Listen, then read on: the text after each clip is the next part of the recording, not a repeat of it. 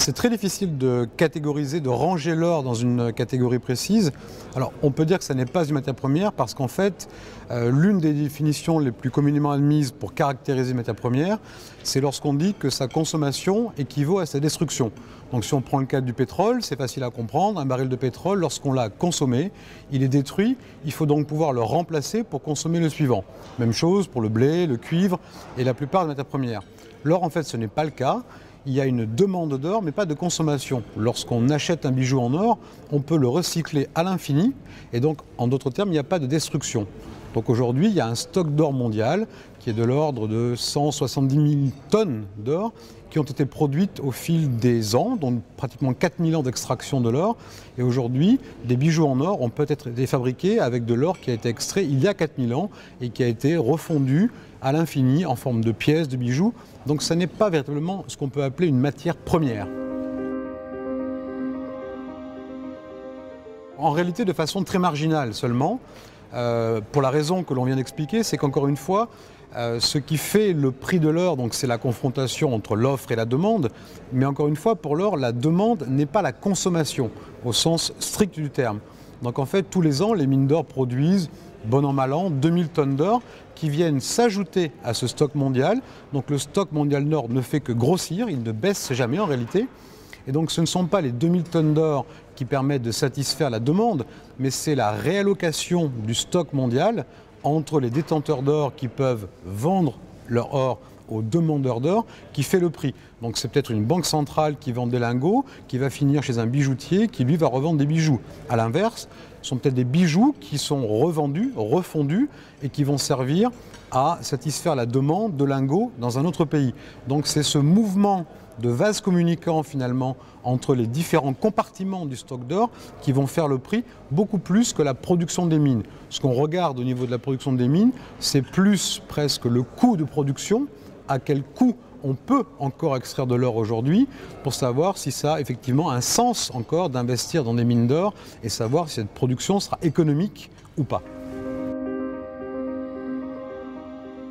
Alors c'est un rôle qui est tout à fait particulier, qui est spécifique et qui est lié justement au fait qu'on a du mal à ranger l'or dans une catégorie précise. On l'a dit, ce n'est pas vraiment une matière première, c'est parfois considéré comme un actif financier, mais ça n'en a pas non plus les caractéristiques au sens où ça ne génère pas de rendement. La détention d'or en tant que telle ne procure aucun rendement. Il n'y a pas de dividende attaché à l'or, il n'y a pas de coupon comme une obligation. On peut le prêter éventuellement, mais prêter, ça veut dire qu'on renonce à sa détention. Donc ce n'est pas la détention qui procure un rendement. Ça n'est pas non plus vraiment une monnaie, même si c'est admis en tant que moyen de paiement dans la plupart des pays du monde, quelle que soit la culture, la religion et la géographie. Mais ça n'est pas une monnaie au sens où ça n'est pas émis par une banque centrale, donc ça n'est pas comme un billet de banque. Un billet de banque, c'est finalement une créance sur une banque centrale.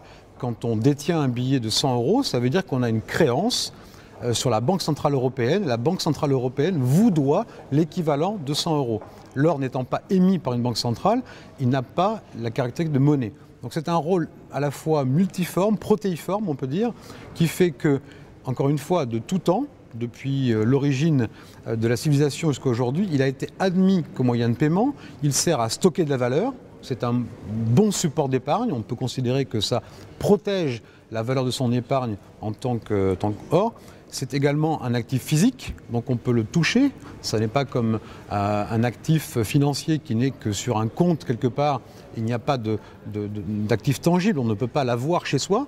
Véritablement. Donc c'est un rôle très particulier qui fait qu'il a eu un rôle dans le système monétaire, dans le système financier et dans le système physique où on peut l'échanger physiquement sous forme, encore une fois, de pièces, de bijoux, de lingots, différentes formes physiques. L'or est beaucoup plus stocké que transporté. Il est transporté au tout début lorsqu'il est extrait des mines. Donc en fait, quand on sort le minerai d'or des mines, ce n'est pas encore vraiment de l'or, ce qu'on appelle du doré. Donc ça n'a pas encore été raffiné pour devenir de l'or pur. Donc on transporte le doré des mines vers les raffineries, donc qui vont affiner cet or pour en faire vraiment de l'or pur, ce qu'on appelle du 4,9, donc de l'or qui est pur à 99,99%. Et là, on le transporte peu parce qu'il y a un risque évidemment lié au fait que c'est une grosse quantité de valeur dans un petit volume. En fait, une tonne d'or, ça tient dans une caisse en bois d'à peine d'1 mètre sur 1 mètre et ça représente plus de 40 millions d'euros de valeur sur une toute petite caisse. Donc on évite le plus possible de le transporter.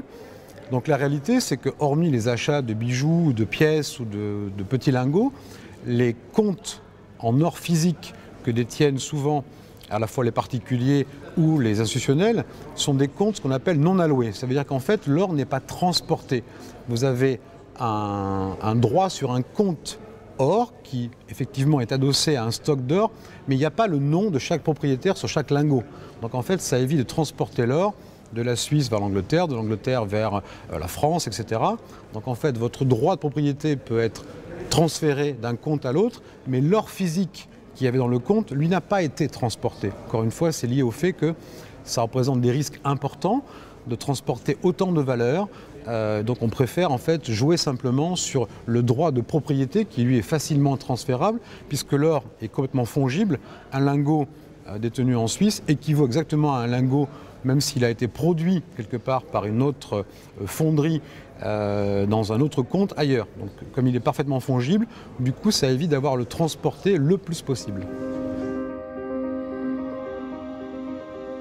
Ce qui est communément admis, en fait collectivement admis, encore une fois dans toutes les civilisations, toutes les cultures, toutes les religions, tous les pays et toutes les périodes historiques, c'est justement que c'est cette confiance collective que l'on a dans ce produit si particulier pour représenter encore une fois un moyen de paiement, un moyen de stockage et de conservation de la richesse dans le temps. Alors le paradoxe, c'est que justement le cours de l'or fluctue beaucoup plus par rapport à la confiance que l'on a dans les autres actifs financiers, dans les autres monnaies, dans les autres moyens de paiement.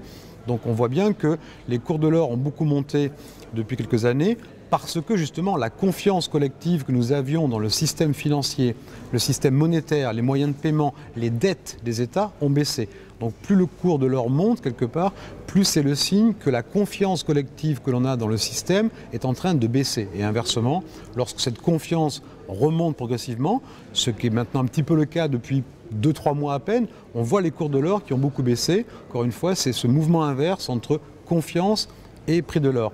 Mais historiquement, encore une fois, depuis 4000 ans, c'est justement cette confiance collective qui transcende les cultures, les pays, les religions, qui fait toute la valeur de l'or. Ce n'est pas l'échange physique des quantités en tant que telles à un instant donné.